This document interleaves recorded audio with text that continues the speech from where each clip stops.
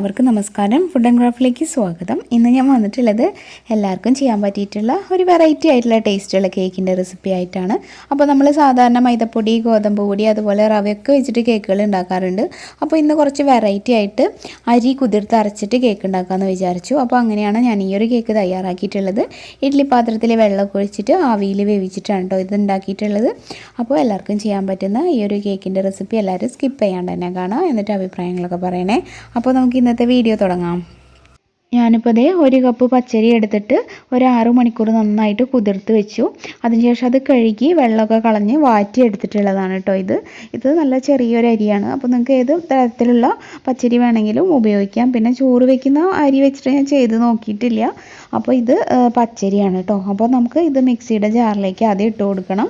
ഇപ്പോൾ ഞാൻ അരി ഈ ഒരു മിക്സിയുടെ ജാറിലേക്ക് ഇട്ടിട്ടുണ്ട്. ഇനി ഇതുപോലെ നമുക്ക് പൊടിച്ച പഞ്ചസാര ഇതിലേക്ക് ചേർത്ത് കൊടുക്കാം. അപ്പോൾ ഇത് ഒരു 3/4 കപ്പ് ഉണ്ട്. അപ്പോൾ നിങ്ങൾ ഗ്ലാസ്സിലാണെങ്കിൽ ഒരു 3/4 ഗ്ലാസ് പഞ്ചസാര പൊടിച്ചത് കേട്ടോ. അപ്പോൾ പഞ്ചസാര പൊടിച്ച് തന്നെ ചേർക്കണമെന്നൊന്നുമില്ല. മുഴുവനോടെ നമ്മുടെ സാധാരണ പഞ്ചസാര പൊടിക്കാത്തതും നിങ്ങൾ ചേർക്കാം. ഇപ്പോൾ ഇതിവിടെ പൊടിച്ചത് ഉണ്ടായിരുന്നുകൊണ്ട് ഞാൻ ചേർത്തതാണ്. ഇനി നമുക്കിതിലേക്ക് ടോട്ടലായിട്ട് ഒരു 1/2 ഗ്ലാസ് പാല് വേണം. അപ്പോൾ കുറച്ചെടുത്ത് മാറ്റി വയ്ക്കുക. എന്നിട്ട് ആവശ്യത്തിന് കുറേശ്ശെയായിട്ട് ഇതിലേക്ക് ചേർത്തിട്ട് നമുക്കൊന്ന് അരച്ചെടുക്കണം. അപ്പോൾ ആദ്യം കുറച്ച് ചേർക്കുക, എന്നിട്ട് അരയ്ക്കുക. അങ്ങനെ ഒരുവിധം ആ ഒരു പാകത്തിനുള്ള കൺസിസ്റ്റൻസി ആവുന്നവരെ നമുക്ക് പാലൊഴിച്ചിട്ട് ഇതൊന്ന് അരയ്ക്കണം കേട്ടോ. അപ്പോൾ ഒരു ഏകദേശം 1/2 കപ്പ് മതിയാവും. ഇനി ഞാൻ ഇതിലേക്ക് ഇതുപോലെ ഒരു മുട്ട കൂടി പൊട്ടിച്ചൊഴിച്ചിട്ട് നന്നായിട്ടൊന്ന് അടിച്ചെടുത്തിട്ട് കാണിക്കാം. ഇനി ഇതിലേക്ക് ഒരു ടീസ്പൂണോളം വാനില എസൻസും കൂടെ ചേർത്ത് കൊടുക്കുന്നുണ്ട് കേട്ടോ. അപ്പോൾ ഒരു നല്ല സ്മെല്ലിന് വേണ്ടിയിട്ടാണ്. ഇനി ഞാനിതിലേക്ക് ഒരു 4 ടീസ്പൂൺ സൺഫ്ലവർ ഓയിലും കൂടെ ചേർക്കുന്നുണ്ട്. അപ്പോൾ വലിയ സ്പൂണാണെങ്കിൽ ഒരു 2 ടേബിൾ സ്പൂൺ മതിയാവും കേട്ടോ. ഇതിപ്പോൾ ചെറിയ സ്പൂൺ ആയതുകൊണ്ടാണ് ഞാനൊരു 4 സ്പൂൺ ചേർത്തത്. ഇനി നമുക്ക് ഇതുപോലെ ഒരു നുള്ള് ഉപ്പും കൂടെ ചേർത്തിട്ട് ഇത് നന്നായിട്ടൊന്ന് മിക്സ് ചെയ്യാം. ഇനി നമുക്ക് ഇതുപോലെ ഒരു 1/2 ടീസ്പൂൺ ബേക്കിംഗ് സോഡയാണ് ഞാൻ എടുത്തിട്ടുള്ളത്. അപ്പോൾ ബേക്കിംഗ് സോഡയും കൂടെ ചേർത്തിട്ട് ഇതൊന്നുകൂടെ ഒന്ന് ഇളക്കി യോജിപ്പിക്കണം. അപ്പോൾ നമ്മുടെ കേക്കിൻ്റെ ബാറ്റർ ഇവിടെ റെഡി ആയിട്ടുണ്ട്. ഇനി ഇതുപോലെ തയ്യാറാക്കി വെച്ചിട്ടുള്ള ഒരു പാത്രത്തിലേക്ക് നമുക്ക് ഒഴിച്ചു കൊടുക്കാം. അപ്പോൾ സൈഡിലൊക്കെ ഞാൻ ഓയിൽ തടവി താഴെ ഒരു ബട്ടർ പേപ്പറും കൂടെ ഇട്ട് കൊടുത്തിട്ടുണ്ട്. അപ്പോൾ ഈ ബട്ടർ പേപ്പർ എങ്ങനെയാണ് ചെയ്യാന്നുള്ള വീഡിയോ ഞാൻ ഓൾറെഡി ചെയ്തിട്ടുള്ളതാണ്. അപ്പോൾ കാണാത്തവർ കണ്ടാൽ മതി കേട്ടോ. ഇനി നമുക്കിത് ഇതിലേക്ക് ഒഴിക്കാം. അപ്പോൾ ഈ സമയം കൊണ്ട് നമ്മൾ ഏത് പാത്രത്തിലാണോ കേക്ക് ഉണ്ടാക്കണമെന്നുണ്ടെങ്കിൽ അതൊന്ന് ചൂടാക്കാൻ വെക്കണം. ഞാനൊരു ഇഡലി പാത്രം വെള്ളമൊക്കെ ഒഴിച്ചിട്ട് ചൂടാക്കാൻ വെച്ചിട്ടുണ്ട്. നമ്മൾ ഇഡലിയൊക്കെ വേവിക്കാൻ ചെയ്യില്ലേ, അതുപോലെ തന്നെ. പിന്നെ ഇതിനാകുമ്പോൾ ഒരു 7 ഗ്ലാസ് വെള്ളം ഞാൻ ഒഴിച്ചിട്ടുണ്ട്. കാരണം ഇത് കുറച്ച് സമയം കൂടുതൽ വെക്കണ്ടേ, അപ്പോൾ കുറച്ചധികം വെള്ളം വേണ്ടി വരും, അതുകൊണ്ടാണ്. അപ്പോൾ ഇത് ചൂടായ പാത്രത്തിലേക്ക് വേണം നമുക്ക് ഇറക്കി വെക്കാനായിട്ട്. അതിനു മുമ്പ് ഇതിങ്ങനെ ഒന്ന് ടാപ്പ് ചെയ്യണം, എന്നാലേ കറക്റ്റ് എയർ ബബിൾസ് ഒക്കെ പോവുള്ളൂ. പിന്നെ എന്തെങ്കിലും ഒരു സ്ക്യൂർ വെച്ച് ജസ്റ്റ് ഒന്നിങ്ങനെ ഇളക്കി കൊടുക്കുക. അപ്പോൾ എയർ ബബിൾസ് ഫുള്ളും പോകും. ഇനി നമുക്ക് ഇതൊരു അലുമിനിയം ഫോയിൽ വെച്ചിട്ട് കവർ ചെയ്യണം. ഒരു 2 ഹോൾ ഇട്ട് കൊടുക്കണം. അപ്പോൾ അലുമിനിയം ഫോയിൽ ഇല്ലെങ്കിൽ എന്തെങ്കിലും ഒരു ഹോളുള്ള മൂടി വെച്ചിട്ട് മൂടിയാൽ മതി കേട്ടോ. അല്ലെങ്കിൽ നമ്മൾ വെള്ളത്തിൽ വേവിക്കണോണ്ട് ഇതിൻ്റെ ഉള്ളിലോട്ട് വെള്ളം വീഴും, അതുകൊണ്ടാണ്. ഇനി ഇതൊരു 35-40 മിനിറ്റോളം നമുക്കൊരു മീഡിയം ഫ്ലെയിമിലിട്ട് വേവിച്ചെടുക്കാം. അപ്പോൾ ആദ്യത്തെ ഒരു കുറച്ച് സമയം കുറച്ച് തീ കൂട്ടിയിടുക, പിന്നെ നമുക്ക് കുറച്ചിടുക കേട്ടോ.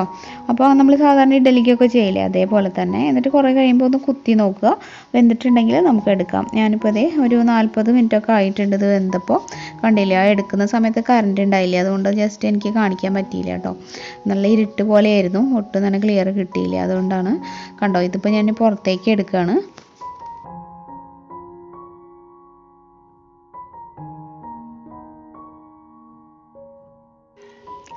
ഇപ്പോൾ നമ്മുടെ കേക്കൊക്കെ നല്ല പൊന്തിയിട്ടൊക്കെ വന്നിട്ടുണ്ട്. ഇനി ഇതിൻ്റെ മുകളിലായിട്ട് ഞാൻ കുറച്ച് ചോക്ലേറ്റ് സോസ് ഒഴിച്ചു കൊടുക്കുന്നുണ്ട്. നല്ലൊരു ടേസ്റ്റിനും പിന്നെ ഒരു ഭംഗിക്കും വേണ്ടിയിട്ടാണ്. അപ്പോൾ ചോക്ലേറ്റ് സോസ് ഇല്ലെങ്കിൽ നിങ്ങൾക്ക് ചോക്ലേറ്റ് മെൽറ്റ് ആക്കിയിട്ട് ഇതുപോലെ ആക്കി കൊടുക്കുക. അല്ലെങ്കിൽ നല്ല ചോക്ലേറ്റ് ബിസ്ക്കറ്റ് ഉണ്ടെങ്കിൽ അത് വെള്ളം കൂടെ ഒന്ന് നന്നായിട്ട് പേസ്റ്റ് പോലെ മിക്സിയിൽ അരച്ചിട്ട് അത് ഇതിൻ്റെ മുകളിൽ ഇതുപോലെ തന്നെ ഇങ്ങനെ സ്പ്രെഡാക്കി കൊടുത്താലും മതി. അപ്പോൾ എന്നാലേ ഒരു ചോക്ലേറ്റിൻ്റെ ടേസ്റ്റും കൂടെ വരുമ്പോഴേ കറക്റ്റ് ഒരു ടേസ്റ്റ് കേക്കിന് കിട്ടുള്ളൂ. മൈദ വെച്ചിട്ടല്ലല്ലോ നമ്മൾ ചെയ്തത്, അപ്പോൾ അതുകൊണ്ടാണ് കേട്ടോ. അപ്പോൾ നന്നായിട്ട് ഈ സോസ് സ്പ്രെഡ് ചെയ്തിട്ട് നമുക്ക് ഇതിൻ്റെ മുകളിലൊരു ചെറിയും കൂടെ വെച്ച് കൊടുക്കാം. എന്നിട്ട് ഞാനത് കട്ട് ചെയ്ത് കാണിച്ചു തരാം കേട്ടോ.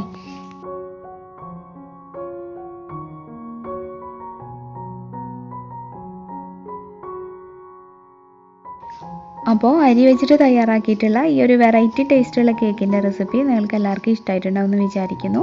അപ്പോൾ എനിക്ക് റിക്വസ്റ്റ് വരാറുള്ളതാണ് അരി വെച്ചിട്ട് ചെയ്യാനായിട്ട്. അപ്പോൾ എങ്ങനെയുണ്ട്, ഇതാണ് ആ ഒരു റെസിപ്പി. പിന്നെ മൈദ വെച്ചിട്ടുള്ള ആ ഒരു കേക്കിൻ്റെ രീതിയിലായിരിക്കില്ല ഇത് ഉണ്ടാവുക. അപ്പോൾ അതിൻ്റെ ടേസ്റ്റൊക്കെ കുറച്ച് വ്യത്യാസം ഉണ്ടാവും. എന്തായാലും നിങ്ങൾ ട്രൈ ചെയ്ത് നോക്കൂ. അപ്പോൾ വീഡിയോ നിങ്ങൾക്ക് ഇഷ്ടമായെങ്കിൽ എന്തായാലും ഇതിനൊരു ലൈക്ക് തരിക. ഇത് നിങ്ങളുടെ ഫ്രണ്ട്സും റിലേറ്റീവ്സും ഒക്കെ ആയിട്ടൊന്ന് ഷെയർ ചെയ്യുക. അതുപോലെ പുതുതായിട്ട് ആരെങ്കിലും നമ്മുടെ ചാനൽ ഇപ്പോൾ കാണുന്നുണ്ടെങ്കിൽ ഒന്ന് സബ്സ്ക്രൈബ് ചെയ്തിട്ട് നമ്മുടെ ഫാമിലിയിൽ ജോയിൻ ചെയ്യുക കേട്ടോ. സബ്സ്ക്രൈബ് ചെയ്യുമ്പോൾ ബെല്ലൈക്കൻ ക്ലിക്ക് ചെയ്യാനും അതിന് നേരെയുള്ള ഓൾ എന്നുള്ളൊരു ഓപ്ഷൻ എനേബിൾ ആക്കാനും മറക്കരുത്. എന്നാലേ കറക്റ്റായിട്ട് നോട്ടിഫിക്കേഷൻസ് ഒക്കെ കിട്ടുള്ളൂ. പിന്നെ ഞാൻ വേഗം തന്നെ ഒരു ക്രാഫ്റ്റ് വീഡിയോ ആയിട്ട് നാളെ വരാം. ഇതിപ്പോൾ എപ്പോഴും കറണ്ട് പോകുന്നതുകൊണ്ട് വിചാരിക്കുന്ന പോലെ വീഡിയോസൊന്നും അങ്ങോട്ട് ചെയ്യാൻ പറ്റുന്നില്ല. മഴയും ആകെ ഒരു പ്രത്യേക ക്ലൈമറ്റൊക്കെ ആണല്ലോ. അപ്പോൾ നിങ്ങൾ അഡ്ജസ്റ്റ് ചെയ്യണം. അതുകൊണ്ടാണ് ക്രാഫ്റ്റ് ചെയ്യാത്തത്. ഇനി അപ്പോൾ നാളെ മറ്റൊരു നല്ല വീഡിയോ ആയിട്ട് വരാം. അതുവരെ എല്ലാവർക്കും നന്ദി. താങ്ക്